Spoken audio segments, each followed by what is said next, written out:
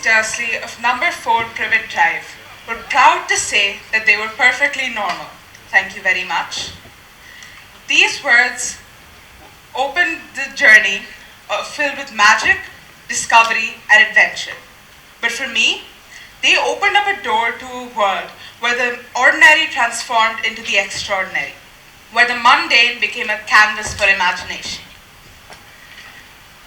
From that moment on, I would come to realize that life could be so much more than what it seemed. Good afternoon, everyone. I am Aditri Kapse, and I'm here to tell you a bit more about why reading fiction matters. When I was younger, my mom used to read to me all the time. Every night before I went to bed, she would read me a story. As I grew older, reading became less frequent, a habit I thought I no longer needed. But everything changed during the pandemic. Just before, my mom decided to ban electronics for me and my brother, a decision that she stuck to, even as we were confined to our home. And as a 10-year-old with endless hours to fill, I turned to the only source of entertainment left: books. The first book I picked up was Harry Potter and the Philosopher's Stone, and from that moment on, I was hooked. While waiting for the next book in the series, I devoured every single book in the house, from A Bear Called Paddington to the entire Famous Five series. By the time Diwali rolled around that year, I had exhausted my home library of fiction. That year, my mom gifted me the Percy Jackson series, and since then, I haven't gone a single day without reading, even if it's just a little. And since then, I've also heard some people say that reading fiction is a waste of time, insisting that only non-fiction is truly worthwhile. Well, I beg to differ. If I came and I told you that there was one thing that you could all do that will make you more imaginative, make your memory better, probably improve your personal relationships, and make you a nicer person, you would be very skeptical. And even more so, if I said that it costs nothing and that probably everybody in this room can already do it. That thing is reading fiction. Since I picked up that first book in the pandemic, fiction hasn't just entertained me, it's changed me. I find I'm more patient, more willing and more able to listen, and unexpectedly more understanding of others. I also find that I've developed a knack for understanding social cues that once flew right over my head.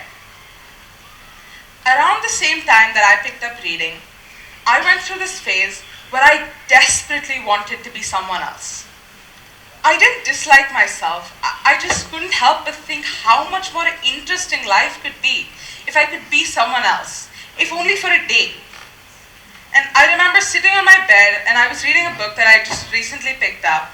It was a fantasy centered around an assassin navigating a world of treachery and magic. And she was nothing like me. She was fearless, she was sharp-tongued, and nobody could wield a sword better than her. While I couldn't even choose what to wear in the morning, she was out there saving the world. But the more I read, the more I became her. The more I could feel the hilt of her sword in my hand as I fought alongside her. I could hear myself scoff at the arrogant, ignorant prince standing in front of me. In her world, anything was possible. One minute, I was a regular girl with piles of homework to do. And the next, I was standing in a shadowy arena, sword in hand, facing a creature of nightmares, heart pounding and every instinct screaming at me to fight. It was like shedding my skin and stepping into someone else's to whom bravery and wit came naturally. And the funny thing is, after I put down the book and came back to the real world, I didn't feel quite the same. Without realizing it, I had absorbed a part of her into myself.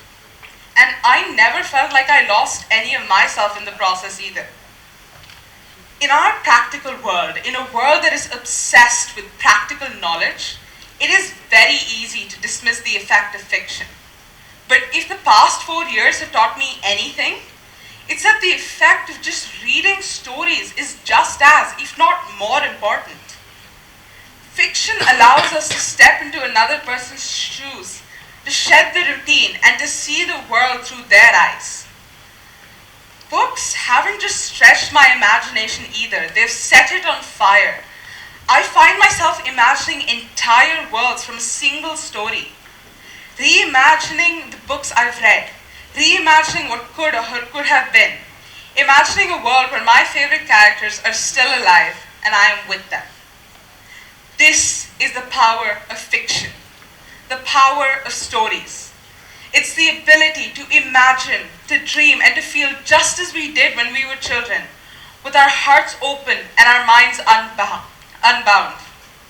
Fiction allows us to step into another person's shoes, to see life through their lens and develop our imagination, explore the depths of our imagination.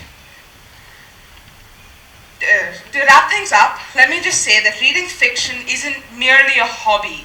It's a full-on adventure. It's like getting a backstage pass to the wildest concert of life, where you not only cheer for the heroes but also cry for the villains, who often have far more backstory than we realize. Fiction allows us to...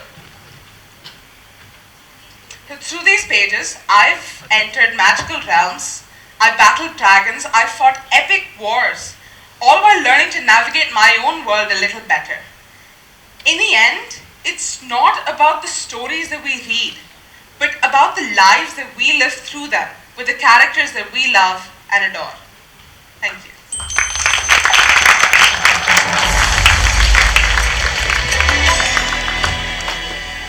Thank you for that engaging speech, Aditri. Now let's bring Tanish forward for an open discussion. Please feel free to ask anything that you've been pondering. Thank you for that enchanting journey through the world of fiction. Now let's jump straight to the questions, because unlike a good plot twist, we won't keep you waiting.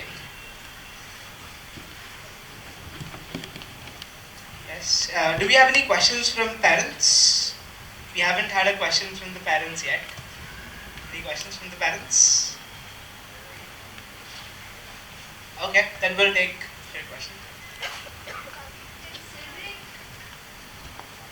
Considering that someone might be just entering the world of reading, what series or what books do you suggest they read?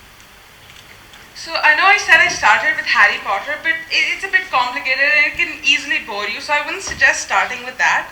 I'd suggest starting with something like the Enid Blyton books or Percy Jackson. If you want a book where you can read that one book and then just stop there, or still continue, it keeps your options open, I'd suggest Enid Blyton. But if you actually want to read a series, I'd suggest Percy Jackson. It's very easy to read, it keeps you entertained. Yeah.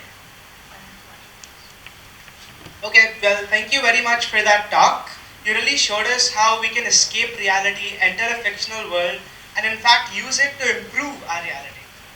Thank you, Tanish, and thank you, Aditri, once again.